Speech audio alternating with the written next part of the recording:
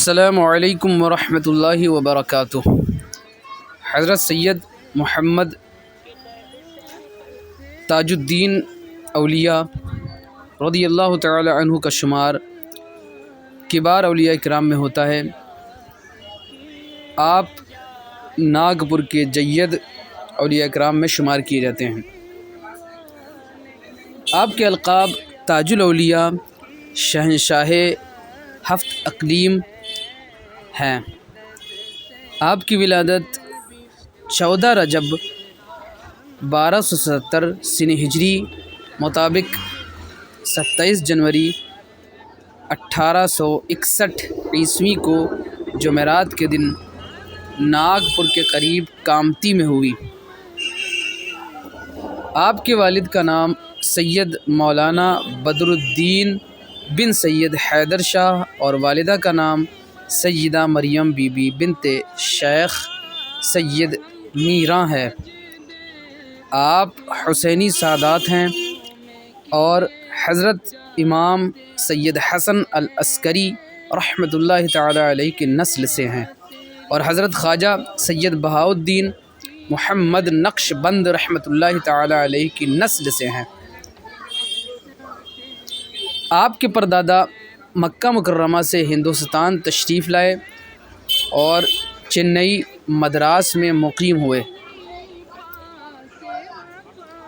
1 سال کی عمر میں آپ کے والد کا اور 9 سال کی عمر میں آپ کی والدہ کا انتقال ہو گیا۔ اس کے بعد آپ کے نانا اور ماموں حضرت عبد الرحمن نے آپ کی پرورش کی۔ آپ نے کامتھی کے مدرسہ میں تعلیم حاصل کی۔ ایک مرتبہ آپ کی ملاقات حضرت عبداللہ شاہ قادری ناگپوری رحمۃ اللہ علیہ سے ہوئی۔ انہوں نے آپ کو ایک خشک میوہ ڈرائی فروٹ دیا اور فرمایا، کم کھاؤ، کم سوؤ، کم بولو، کثرت سے تلاوت قرآن کرو۔ اس میوے کو کھاتے ہی آپ پر وجد طاری ہو گیا۔ اس کے بعد آپ اکثر وجد میں کھو جاتے تھے۔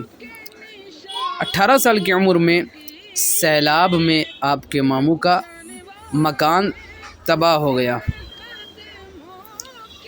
سیلاب میں آپ کے ماموں کا مکان جب تباہ ہو گیا، اس لیے آپ اپنے ماموں کے ساتھ کام کی تلاش کرنے لگی۔ 21 سال کی عمر میں 1298 سنہ ہجری مطابق 1881 عیسوی میں ناگپور آرمی ریجیمنٹ میں شامل ہوئے۔ فوج کے ساتھ آپ جب ساگر گئے تو وہاں پوری رات حضرت داؤد چشتی رحمۃ اللہ علیہ کی صحبت میں گزارنے لگے۔ آخر میں آپ نے فوج سے استعفیٰ دے دیا اور عالم مجذوبیت میں ساگر کی گلیوں میں گھومنے لگے۔ آپ کی نانی صاحبہ کو پتہ چلا تو وہ آپ کو کامتھی لے گئیں۔ آپ گلی میں نکلتے تو بچے آپ پر پتھر پھینکتے، مگر آپ اس سے بے پرواہ ہوتے۔ ایک مرتبہ گھومتے گھومتے آپ ناگپور چلے گئے۔ ایک انگریز عورت نے فریاد کی تو فوج کے افسر نے آپ کو گرفتار کر لیا اور مجسٹریٹ کے حکم سے آپ کو 2 صفر 1310 سنہ ہجری مطابق 26 اگست 1892 عیسوی کو پاگل خانے میں لایا گیا۔ دوسرے دن ایک سپاہی نے آپ کو کامتھی کی گلیوں میں گھومتے ہوئے دیکھا۔ اس نے یہ بات افسر کو بتائی تو فوراً گھوڑے پر سوار ہو کر تیزی سے ناگپور گیا۔ جب وہ پاگل خانے میں پہنچا تو اس نے دیکھا کہ بابا ایک درخت کے نیچے جلوہ فرما ہیں اور مسکرا رہے ہیں۔ اس نے وہاں کے ڈاکٹر سے بات کی تو ڈاکٹر اس کو اس کوٹھری کی طرف لے گیا جہاں بابا کو سلاخوں کے پیچھے بند کیا گیا تھا۔ وہاں پہنچ کر دیکھا تو بابا کوٹھری کے اندر ہیں اور مسکرا رہے ہیں۔ افسر کو دیکھ کر آپ نے فرمایا، تم اپنا کام کر رہے ہو اور میں اپنا کام۔ یہ سن کر وہ افسر اتنا متاثر ہوا کہ وہ ہر اتوار کو اپنے پریوار کے ساتھ بابا کی زیارت کے لیے آنے لگا۔ اللہ اکبر۔ ایک مرتبہ آپ لوہے کے برتن میں مٹی بھر کر اسے سر پر رکھ کر جا رہے تھے۔ پاگل خانے کے افسروں نے دیکھا تو حیرت میں پڑ گئے کہ مٹی سے بھرا ہوا برتن آپ کے سر سے تھوڑا اونچا ہوا میں آپ کے ساتھ چل رہا ہے۔ پھر پاگل خانے کے ڈاکٹروں نے آپ کو پاگل خانے کے احاطے کمپاؤنڈ میں لوگوں سے ملنے کی اجازت دے دی۔ اس کے بعد بے شمار لوگ آپ سے ملنے آنے لگے۔ 16 سال تک پاگل خانے میں قیام کے دوران آپ لوگوں کو فیض عطا فرماتے رہے اور آپ کی دعا سے بہت سارے لوگوں کو بیماری سے شفا اور تندرستی ملی اور بے اولادوں کو اولاد ملی۔ ایک مرتبہ ایک پاگل خانے سے بھاگ گیا۔ ڈاکٹر عبد المجید بہت فکر مند ہوئے۔ آپ نے فرمایا فکر مت کرو، وہ جلدی واپس آ جائے گا۔ دوسرے دن وہ پاگل واپس آ گیا۔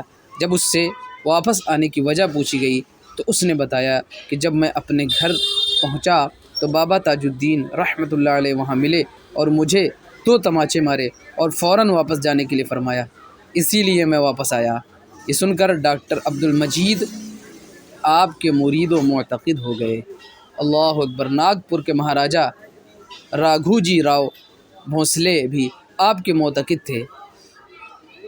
6 جمادی الثانی 1326 ہجری 9 جولائی 1908 عیسوی کو صبح کو 3 بجے آپ مہاراجہ کے خواب میں تشریف لائے اور لال محل کی طرف اشارہ کر کے فرمایا کہ اب میں یہاں رہنا چاہتا ہوں۔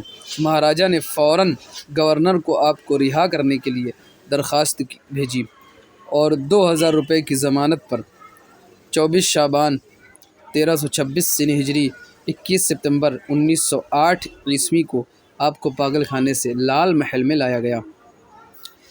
ایک عرصے تک لال محل میں قیام پذیر رہنے کے بعد آپ ناگپور کے قریب واقع میں تشریف لے گئے اور کاشی ناتھ راؤ پٹیل کے مکان میں مقیم ہو گئے۔ یہاں بھی لوگ آپ سے فیض حاصل کرنے کے لیے آنے لگے اور کچھ ہی وقت میں واقع چھوٹا ناگپور کے نام سے مشہور ہو گیا۔ 1339 ہجری مطابق 1920 AD میں آپ ناگپور لال محل میں واپس آئے۔ آپ کی بے شمار کرامات ہیں، ان کرامات میں سے چند کرامات میں آپ کے سامنے ذکر کرتا ہوں، بغور سماعت فرمائیں۔ آپ کنہان ندی کے کنارے ریت میں لیٹے ہوئے تھے۔ شانتا بائی اور سبھدرا بائی نام کی 2 عورتیں آپ کی خدمت میں حاضر ہوئیں۔ دونوں کو کوئی اولاد نہیں تھی۔ جیسے ہی دونوں بابا کے قریب پہنچی تو آپ نے ان کے بغیر بتائے ان کے دل کی خواہش جان لی اور دو لڈو نکالے اور دونوں لڈو میں سے تھوڑا چکھ کر دونوں کو ایک لڈو دیا اور دعا کی شانتا بائی نے اپنا لڈو کھا لیا، مگر سبھدرا بائی نے لڈو نہیں کھایا اور اسے ریت میں نیچے رکھ دیا کیونکہ وہ بابا کا جھوٹا تھا۔ آپ کی دعا سے شانتا بائی کو حمل رہا اور 9 مہینے بعد بیٹا پیدا ہوا۔ 2 مہینے بعد وہ اپنے بیٹے کو لے کر آئی اور بابا کے قدموں میں رکھ دیا۔ یہ دیکھ کر سبھدرا بائی رونے لگی اور کہنے لگی کہ بابا میرا بچہ کہاں ہے؟ آپ نے ریت کی طرف اشارہ کیا اور فرمایا اسے ریت کے نیچے تلاش کرو۔ سبھدرا بائی کو اپنی غلطی کا احساس ہوا، اس نے معافی مانگی، آپ کو رحم آ گیا اور دعا کی کہ دوسرے سال اللہ کے فضل سے سبھدرا بھائی کو بھی بیٹا پیدا ہوا۔ اللہ اکبر کبیرہ۔ جاتے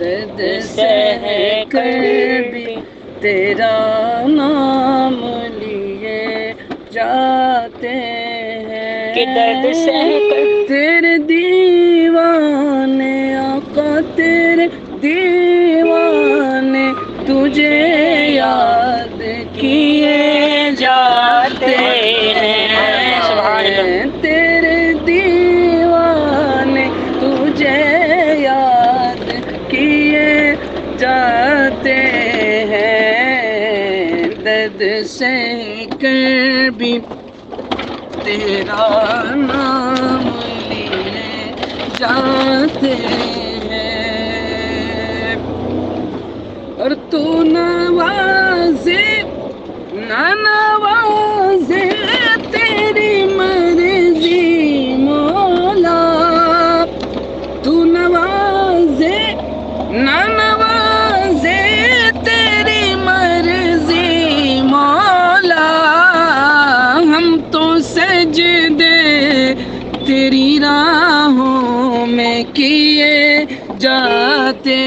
ہیں ہم تو سجدے تیری چوکھٹ پر کیے جاتے ہیں درد ساتے ہیں اور ایک ہم ہیں کہ ہمیں کچھ بھی نہیں پاس وفا ایک ہم ہیں کہ ہمیں کچھ بھی نہیں پاس وفا ایک وہ ہے کہ کرم ہم پہ کیے جاتے ہیں ایک وہ ہے کہ کرم ہم پہ کیے جاتے ہیں درد سے کہ بھی تیرا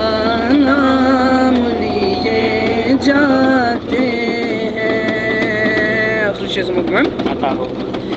جانے والے تیرے قدموں کے نشان باقی ہے جانے والے تیرے قدموں کے نشان باقی ہے ہم تو سجدے انہی راہوں میں کیے جاتے ہیں ہم تو سجدے انہی راہوں میں کیے جاتے ہیں درد سے کہ بھی تیرا نام لیے جاتے ہیں اے فنا عشق کا دستور تجھے کیا معلوم اے فنا عشق کا دستور تجھے کیا معلوم عشق میں دل ہی نہیں سے دیے جاتے ہیں عشق میں دل ہی نہیں سر بھی دیے جاتے ہیں درد سے کہ بھی تیرا نام لیے جاتے ہیں تیرے دیوانے آقا تیرے دیوانے تجھے یاد کیے جاتے ہیں درد سے کہ